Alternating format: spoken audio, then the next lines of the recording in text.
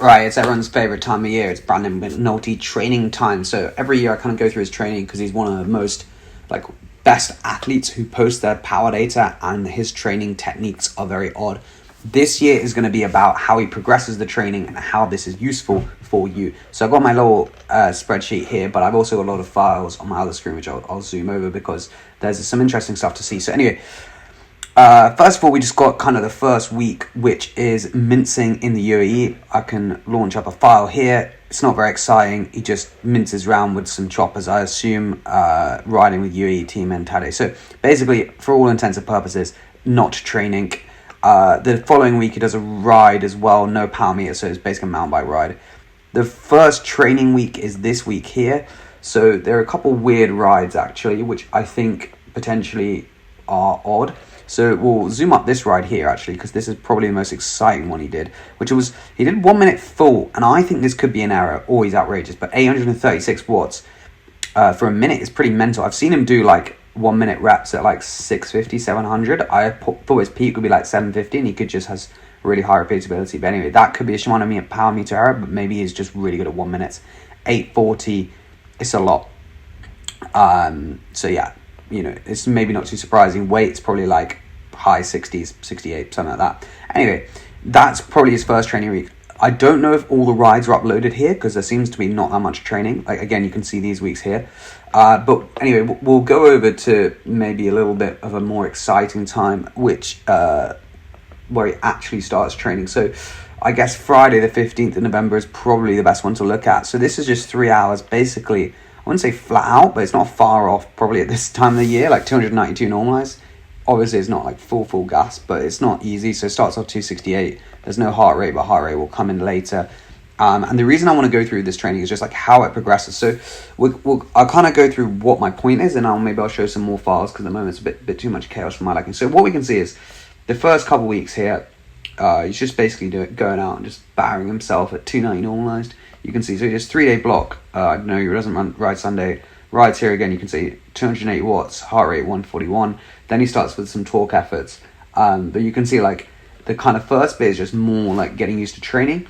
And then how he really progresses is like the key sessions are his torque blocks with his actual tempo rides. Before, he used to progress them. He'd start off at 300. He'd increase the intensity to maybe 330. And he'd also increase the duration up to 3 by an hour.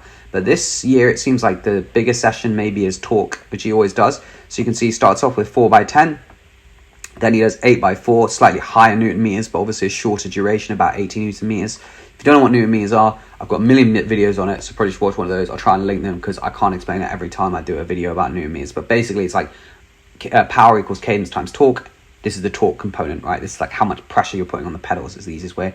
You can see he then progresses to 5 by 10, so an extra effort, and the numbers, they're not too dissimilar. They're slightly higher, and you can see the last week, actually, they are slightly higher, but they're also more done at a higher power as well. So maybe they're trying to, you know, do something slightly different, but we'll get on to that in a minute. So anyway, what I really want to focus on is just like how the heart rate progresses and how actually the training is not maybe as easy as you think straight off. So you can see like the preparation, like the transition period is what people like to call this bit where you'll get back into training. It's not crazy. Like, he's not riding that much, and then he just starts bashing out 290 watts. So in my head, it's like he actually has kept some residual fitness with these kind of rides, because like on this ride here, like we'll see actually, you know, that's quite a hard ride. I know you might go, he's world class, and yeah, he is, but it's not like easy per se. So I don't think actually these rides are that hard, but the first kind of power ride we get is this one here. Now, the heart rate isn't perfect, but it's not too bad. So here, again, 280 watts, 140 heart rate. That's not too bad. Like, it's not unreal, but an EF of 2 straight off season, I think most people would take. So, yeah, like, I think the point is often people actually go in quite easy. I generally recommend that because you don't have as much fatigue, but Brandon McNulty just doesn't. He just bashes it out. And you'll get to see how this progresses. So another kind of key session is one of these torque sessions. I don't need to go through all of them, but effectively it's 10 minutes at super low cadence, 50 cadence with 337 watts. He has 4 minutes off and just bash them out non-stop. A good way to tell how much fatigue that was, you can see the heart rate drifts at 283, 142. So that's that. And then afterwards you can see he's hacking out 300 watts. So this is actually like, he's still doing tempo afterwards, heart rate 146. So actually probably hasn't taken up as much as you think. But yeah, it's interesting that he has combined doing some like intensity after the talk. So it's not just a talk session, it's also some tempo, which is I've seen before. It's not too surprising. But yeah, and then like his endurance rides, again, we can see 4 hours here. And this actually probably is one of the most interesting rides. Someone pointed this out to me actually, that the heart rate drift here is really quite significant. So 8% heart rate drift is bad, like very bad.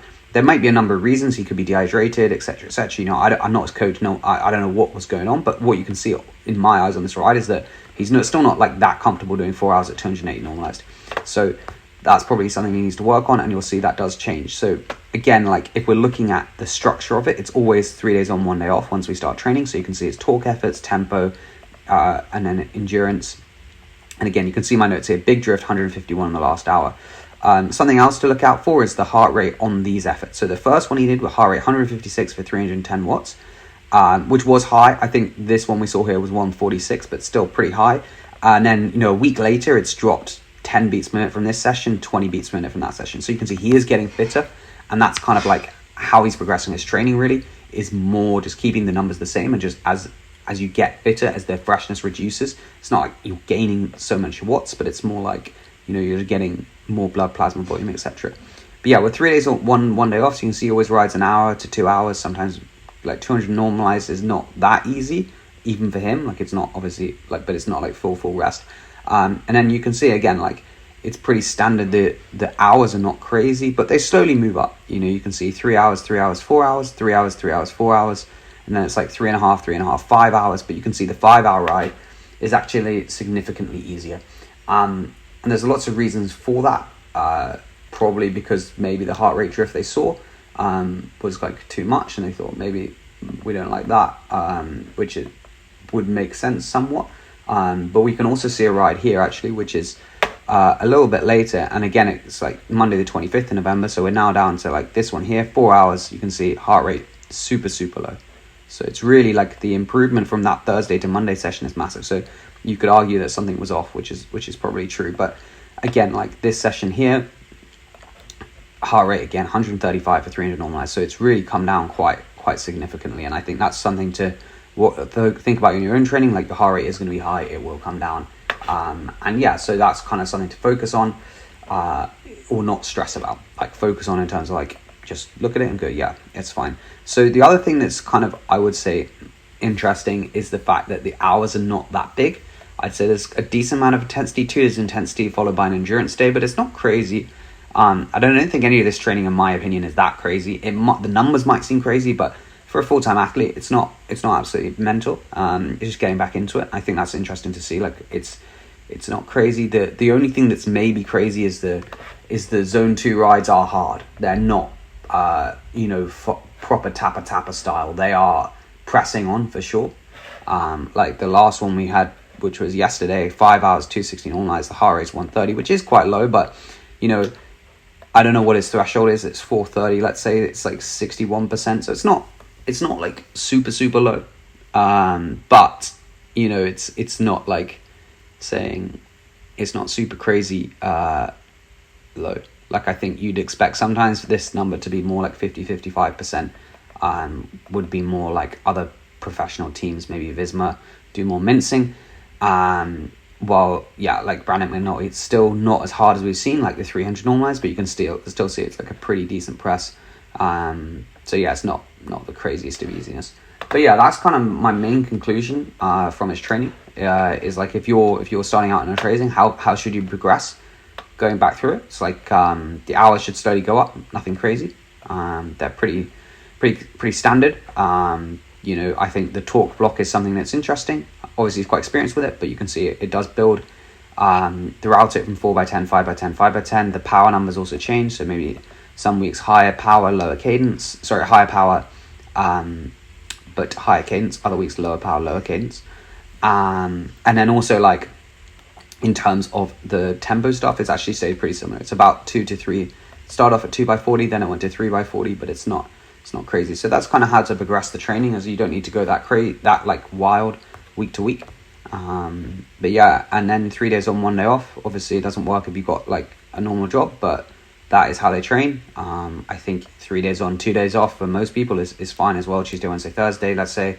Day off Monday, Friday is also going to be good as well. So I think it's more like you can't copy it exactly if you've got strict hours, but it's interesting to see that, you know, you can get a lot done without crazy hours. Like none of these rides are 6 hours. There's no rides that are over 4 hours twice in a row. Like even so, I think it is interesting to see that like the hours here are not crazy. If we go on his biggest training week, which I think was last week, was only 23 hours, which I know might seem a lot, but he had a 2-hour rest day. So you take that out, that's suddenly then actually quite a lot less hours, like 21 hours. It's like for a full-time athlete, it's not crazy.